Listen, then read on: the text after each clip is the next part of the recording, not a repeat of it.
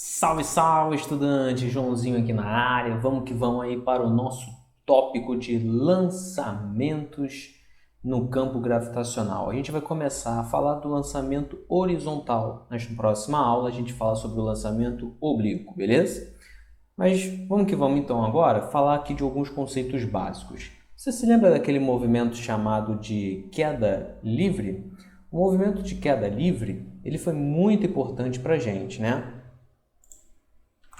E vai continuar sendo importante aqui também. Então, por isso, lembre-se desse movimento. Quais eram as condições importantes, características importantes que a gente tinha que lembrar dele? Velocidade inicial igual a zero, porque ele era abandonado, e ele estava sujeito a uma certa aceleração, que a gente chamava de aceleração gravitacional Gzinho. Tá aqui as duas condições mais importantes desse tipo de movimento. Velocidade inicial igual a zero, aceleração da gravidade, né? Então ele se enquadrava naquele tipo de movimento chamado MOVE, movimento uniformemente variado, ou movimento variado uniformemente, né? Agora a gente vai aprender um movimento que é meio parecido com ele. Veja, o movimento horizontal, ou melhor, lançamento horizontal, significa dizer que a velocidade inicial dele agora já não é mais zero. Porque veja, esse lançamento horizontal, o próprio nome lançamento já pressupõe que ele tem uma certa velocidade inicial. No entanto, peço para que você lembre-se da aula passada de composição de movimentos, onde a gente viu que os movimentos são independentes um do outro. Já dizia Galileu para a gente. E no lançamento horizontal, nós vamos ter dois movimentos acontecendo. Porque quando você lança alguma coisa horizontalmente, lança uma bolinha horizontalmente, por exemplo, ela ao mesmo tempo vai para frente, mas ela cai. Ao mesmo tempo, ela executa um movimento de ir para frente e também de cair. Esse movimento de cair é conhecido nosso, é a queda livre. Só que o movimento de ir para frente também é conhecido nosso.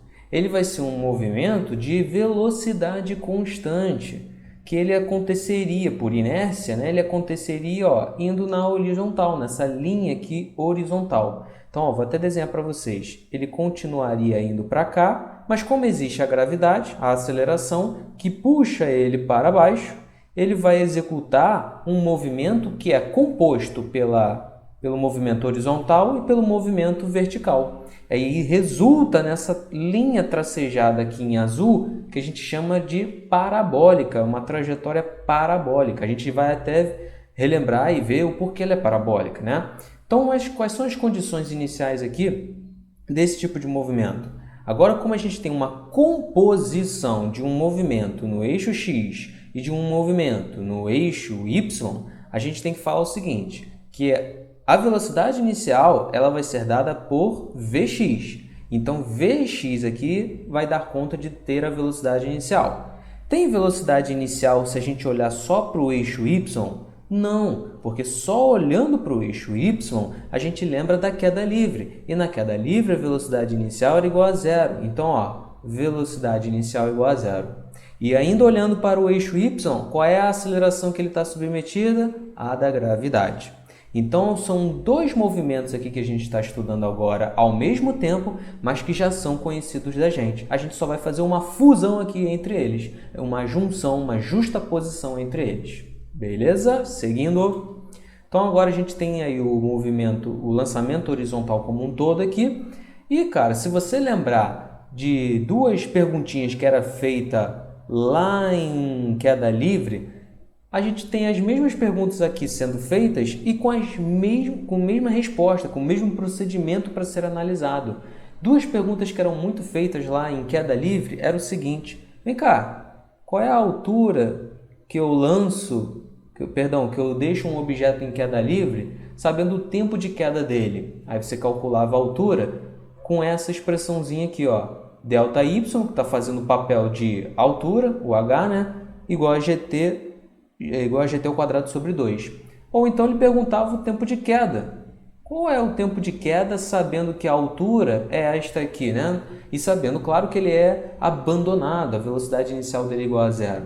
Então, ó, todas essas perguntinhas, essas duas principais, eram respondidas por essas duas equações aqui, que é a mesma, tá? Não é duas equações diferentes, não, é a mesma. Ó, ΔY é a mesma coisa que H, a gente só faz essa adaptação, tá bom? E perguntei a altura. Eu quero saber o tempo de queda. É só passar 2 para lá e o G dividindo, gente, e tira a raiz quadrada. Não tem duas formas, é a mesma forma. Não vai criar várias formas na tua cabeça não, hein? É a mesma forma, tá bom? Então, ele perguntar o tempo de queda ou a altura, né, num movimento de queda livre e num movimento de lançamento horizontal é a mesma coisa. Você vai se utilizar da mesma expressão. Por que isso acontece? Essa é a questão principal, né? Porque a gente, primeiro aqui, está tirando a resistência do ar. A gente está tirando a influência do ar. Tirar a influência, a resistência do ar, é tirar o gás atmosférico que está aqui ao redor, né? Então não tem atmosfera. Pô, isso não existe, João. Pois é, por isso que a gente chama que é uma situação ideal, porque não existe. Então tudo é idealizado para simplificar a nossa vida, simplificar a parte matemática. Então é tudo para simplificar a nossa vida. Às vezes até se torna difícil, né? Às vezes continua difícil, melhor dizendo, mas é para a gente simplificar. Então, conceitos básicos ainda, ó, se eu tiver um movimento de lançamento horizontal e uma queda livre, eles executam, né, esse movimento caindo ao mesmo tempo. Claro, se eles forem abandonados da mesma altura. Então, ó, grava aí, a mesma altura, eles caem no mesmo tempo. Claro, se eu desprezar a resistência do ar. Só que, será que duas pessoas verão trajetórias iguais para uma bola caindo? O que eu quero dizer com isso? Vou botar uma figura aqui, ó, olha lá, barquinho, aqui seria uma posição inicial, ó, posição inicial, e ele anda para frente, tá? Tá lá com o seu motor ligado e ele vai para frente, chegando aqui numa posição final. Só que aí tem uma pessoinha aqui em cima, tem uma pessoinha aqui embaixo, ser humaninho, e tem uma outra pessoinha no cais.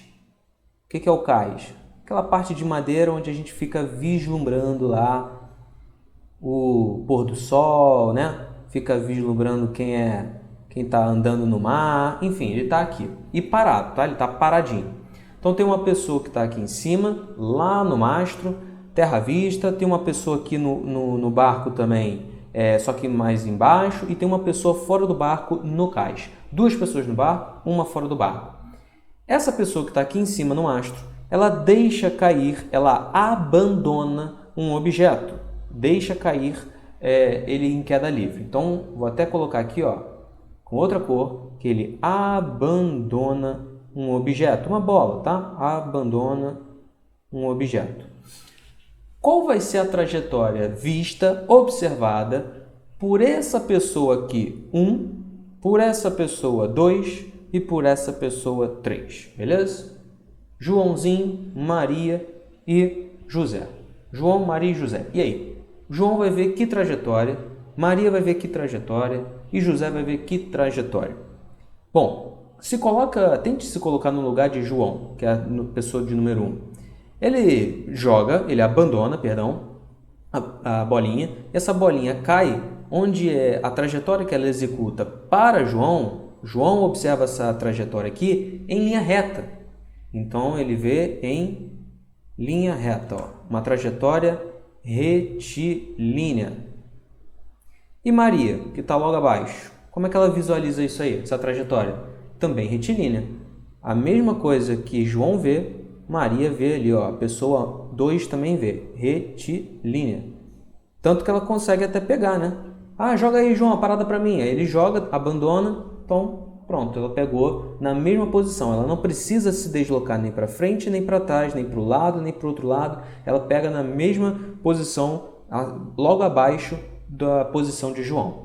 Mas e a pessoa de número 3 aqui, o José? Joselito, como é que ele vê essa trajetória? Bom, aí a gente tem que verificar o seguinte. José está numa posição bem diferente de João e Maria. José não compartilha do mesmo movimento que João e Maria, que é a pessoa 1 e que é a pessoa 2. Porque o corpo, o navio, tem uma certa velocidade aqui, ó, V.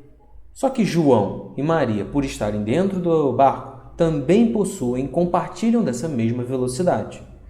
Então, porque eles têm essa mesma velocidade, é que eles não conseguem perceber uma trajetória diferente, senão a retilínea, da bola. Mas agora José, que está aqui no cais, ele vê ao mesmo tempo a bola caindo e indo para a frente, que é aquela mesma trajetória que a gente estava vendo ali. Então, parece que para José ele vê uma espécie de lançamento horizontal. Olha que doideira, né? Porque ao mesmo tempo que a bolinha vai para frente, ela cai. E aí José vê uma trajetória aqui, ó, estilo lançamento horizontal. Então ele dá uma olhadinha num lançamento horizontal. LH, lançamento horizontal. Uma trajetória parabólica, né? Aqui, ó, ele vê uma trajetória parabólica.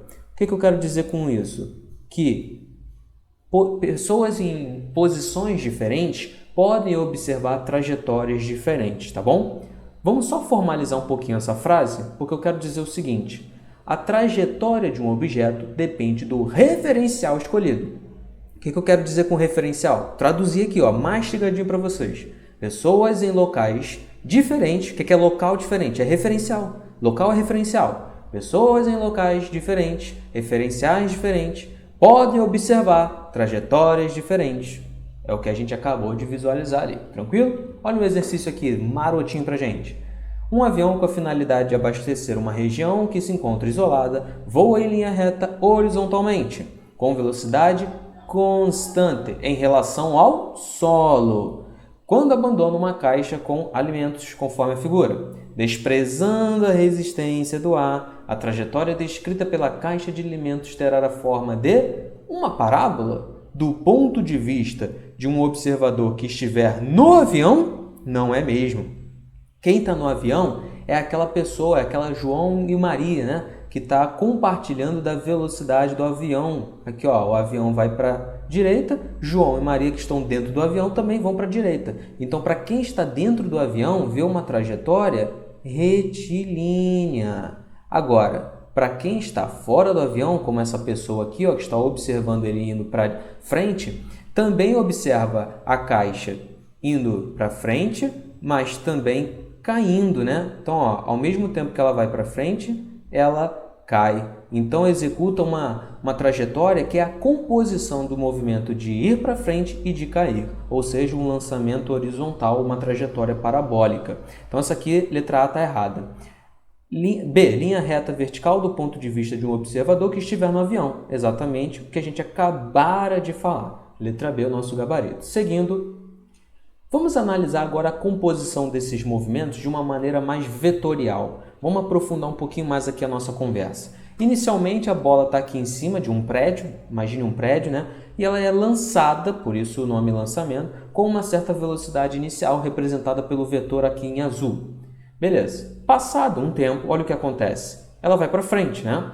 Imaginando que não tenha imaginando que ela não caia inicialmente, é como se ela fosse para frente. E a gente viu que indo para frente, ela executa um movimento uniforme, velocidade constante. Então ela vai percorrer distâncias ela vai percorrer distâncias iguais em tempos iguais. Isso é o que caracteriza o movimento uniforme. Veja que o tamanho do vetor velocidade é o mesmo, inclusive. Tem o mesmo tamanhozinho aqui. Só que, gente, ela cai. Então, ao mesmo tempo que ela vai para frente, ela cai. O que a gente tem que falar disso? A resultante desses dois movimentos é uma coisa assim, é uma composição deles, né? Tanto que, ó, o vetor velocidade azul indo para frente, ele se junta aqui com o vetor velocidade indo para baixo, de queda livre, em amarelo, e a resultante desses dois vetores, usando a regra do paralelogramo, seria esse vetor velocidade resultante aqui representado em verde. Entendeu qual é a sequência? Vamos voltar aqui rapidamente. A gente tem o seguinte, ó. Inicialmente, nada, aí ele vai para frente, só que ele cai ao mesmo tempo, então a gente tem que juntar os dois movimentos. E aí ele executa essa trajetória. Continuando, a gente tem ele indo um pouquinho mais para a direita, indo mais para frente, só que também cai ao mesmo tempo. Então, ó, vem para cá, vem para cá, vem para cá. Mais uma vez nós temos o mesmo vetor azul, esse aqui não muda de tamanho, Mas percebeu que o vetor velocidade amarelo muda de tamanho? Ah, mas isso aqui não é novidade, gente, porque isso acontecia, a gente via isso lá no movimento de queda livre. Queda livre, né, com aceleração da gravidade lá de 10 metros por segundo ao quadrado, ou seja, a cada segundo ele ganha uma velocidade de 10 metros por segundo, é claro que essa velocidade aqui tem que aumentar de tamanho, de intensidade. O vetor tem que ficar maior, o que vai implicar uma mudança de tamanho no vetor velocidade verde aqui. Veja que esse vetor verde na posição inicial que eu fiz para vocês não é o mesmo que esse. Tanto que eu até coloquei os dois aqui juntos, ó, tendo a mesma origem, né, compartilhando a mesma posição inicialzinha ali deles, dos vetores. Ó. O inicial verde é esse e o final verde é esse. Veja que eles são diferentes. Continuando, olha o que nós temos. Passado mais um tempozinho, mais um segundo, ele vai para frente, mas ele também cai. Cai com uma velocidade maior ainda, o que implica que o vetor resultante velocidade verde vai ser diferente de novo. Olha lá, o início, o do meio e o do fim agora. Toda essa trajetória aqui é aquela de lançamento horizontal parabólica. Agora a gente adota os eixos referenciais. Veja aqui, o eixo X é aquele de movimento uniforme e o eixo Y de movimento uniformemente variado. Por que você botou o eixo Y para baixo, João? Para facilitar a nossa vida, para facilitar a conta, para que a velocidade aqui seja positiva e não seja negativa. Inclusive, uma dica que eu dou é, para onde o movimento acontecer primeiro, adote o referencial, participe da campanha do João e adote o referencial positivo para onde esse movimento acontece. Ah, o movimento vai para cima inicialmente, então tudo que está para cima é positivo. Adota o referencial positivo para cima. Ah, o movimento acontece para baixo primeiro, então adota o eixo positivo de movimento para baixo. Beleza? Porque aí facilita a nossa vida. Então, ó, coisas que podem ser perguntadas, né, nesse tipo de questão que envolve lançamento horizontal. Coisas que podem ser perguntadas. A gente pode perguntar aí a altura, né? A altura de queda livre aqui, ó, o Hzão. Pode ser perguntado o alcance. Sabe o que é esse alcance aqui, que a gente representa pela letra A? A distância na parte horizontal que essa esfera percorre. Pode ser perguntado a velocidade inicial. Pode ser perguntado a velocidade com que ele atinge o solo, que seria esse V aqui, ó, que é a resultante entre V0x e Vy. Mas aqui, vamos fazer um pouquinho de matemática? Olha só. Olhando para o eixo X, o que a gente tem no eixo X? Agora a gente tem que matematizar, não tem para onde fugir não, tá? Então vem comigo, ó. Olhando só para o eixo X, orientado positivamente para a direita, a gente tem que se lembrar que ele é um movimento uniforme, né? Então a gente tem aqui, ó, um mu. Se a gente tem um mu, qual é a equação horária da posição no mu? A gente tem S igual a S0 mais VT, não é verdade? Só vou fazer uma pequena adaptação aqui, ó. Em vez de S, eu vou escrever X para representar o eixo X. Então, X igual a X0 mais V, a velocidade do eixo X, porque agora tem velocidade tanto no eixo X quanto no eixo Y. Só que, gente, nesse referencial aí que a gente escolheu, botando ele em cima aqui da bolinha, a posição inicial é 0, né? Porque o nosso zero do nosso eixo cartesiano está justamente em cima da bolinha onde ela começa a ter o lançamento horizontal. Então, x0 igual a 0, o que sobra apenas como sendo x igual a vxt. Onde esse vxt aqui, ó, é a mesma coisa que escrever v0x, a velocidade inicial da esfera azul. Ó, esse v0x aqui é o vx, e ele vai percorrer, ele vai ficar com esse vx o tempo todo. Por quê? Porque esse tamanho aqui de velocidade, ele permanece o tempo todo. É um movimento uniforme, filho. Beleza? Então, só tem essa equação aqui para o eixo X, ó. Só tem essa. E aí, muita gente chama esse A aqui, ó, daquele X que a gente acabou de ver. Quero calcular o alcance. É esse X, filho. Não tem que ficar gravando outra fórmula. O A é igual ao V0x, filho. O A é o X, tá bom? Vamos lá, então. Continua aqui comigo. Fica gravando várias fórmulas, não precisa. Ó, olhando agora para o eixo Y. No eixo Y, a gente tem o seguinte: o move, movimento uniformemente variado, onde vai ter a queda livre. Qual era a posição lá do sorvetão, a equação do sorvetão? S igual a S0 mais V0T mais AT ao quadrado sobre 2. Uau, maravilha! Só que agora eu vou fazer uma adaptação aqui. Ao invés de escrever S, eu vou escrever Y, porque a gente está olhando para o eixo Y. Então, Y igual a Y0 mais V0 Y, porque é a velocidade inicial do eixo Y, vezes T, mais a aceleração no eixo Y. Então, AY, T ao quadrado sobre 2. Por que eu não coloquei a aceleração AX aqui para o eixo X? Porque não tem! Porque é um mu, e o mu não tem aceleração. Aí agora olha de novo para o referencial que a gente fez. No referencial que a gente adotou aqui, ó, participou da campanha do Johnny e botou o referencial aqui em cima da bolinha, veja que a posição inicial y0 não existe, é zero. E não tem velocidade inicial também. Volta lá nos primeiros slides que eu coloquei, volta o vídeo no iniciozinho, eu falei aqui, ó, V0Y não existe, porque a velocidade inicial no lançamento horizontal é somente dada pela horizontal, pelo vetor velocidade na horizontal, que é o V0x, que a gente pode também chamar de Vx, tanto faz. Então só sobra aqui, ó, y igual a AY, quem é? É g, t ao quadrado sobre 2. Mas quem é y? É a altura, meu querido. Aqui, ó, a altura é o y. Ah, então qual é a fórmula da altura? É esse aqui, ó, ygt ao quadrado sobre 2. Caramba, entendi. E só tem essa aí? Pois é, seria bom se só tivesse essa equação aqui, né? Mas tem só mais uma aqui, ó, mais umazinha importante, porque é o seguinte, ainda olhando para o eixo y, a gente tem que lembrar que ele é um move, e lá do move nós temos 3 equaçõezinhas. Eu te coloquei a primeira aqui, a segunda é a da velocidade em função do tempo, que a gente escreve assim, V igual a V0 mais AT, né? Vovó e vovó ainda tentam, tem aquela coisa. Mas, ó, é VY igual a V0Y mais AY vezes T, porque a gente está olhando o eixo Y, né? Quem é V0Y? É 0. Quem é AY? É G. Então, ó, VY é igual a GT, simples assim. Tem essa equaçãozinha aí, beleza? E só isso, cara. Só com essas aí a gente resolve todas as questões. Quer ver, ó? Bora que bora para resolver essa questãozinha aqui, ó. Alcance horizontal. Anitta A e Bianca B estão no alto de um edifício de altura H-zone. Ambas arremessam bolinhas de gude horizontalmente, conforme mostrada no esquema da figura abaixo. Bianca arremessa sua bolinha com o dobro da velocidade. Então, ó, velocidade de Bianca, B, VB, é igual ao dobro da velocidade de Anitta. VB igual a 2VA. Pronto. A respeito do esquema, leia as seguintes afirmações. O tempo que a bolinha arremessada por Bianca leva para atingir o solo é o dobro do tempo? Nada, é a mesma altura. Então, ó, olhando aqui a assertiva 1, a gente tem H igual a GT ao quadrado sobre 2.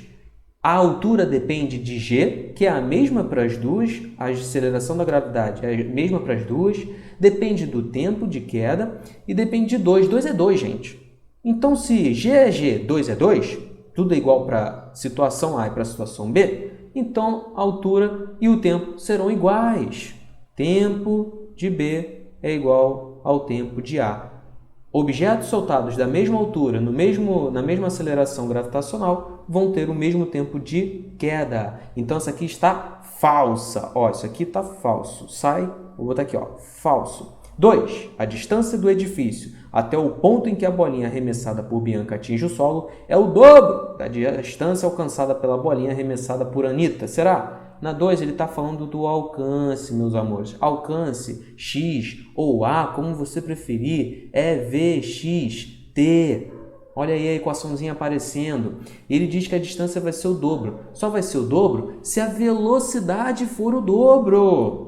Entendeu? E ele disse que a velocidade de Bianca é o dobro. Então, ó, o alcance, o x, né, para Bianca, vai ter que ser o dobro do alcance para Anitta. Olha o que ele diz. A distância do edifício até o ponto em que a bolinha arremessada por Bianca atinge o solo é o dobro da de Anitta. Verdade, verdade. É verdadeiro mesmo. Porque ele lançou com mais força. Ele lançou com o dobro da velocidade. Então, vai alcançar o dobro também. A velocidade com que a bolinha arremessada por Bianca atinge o solo... a velocidade com que a bolinha arremessada por Bianca atinge o solo é o dobro da velocidade com que a bolinha arremessada por Anitta atinge o solo.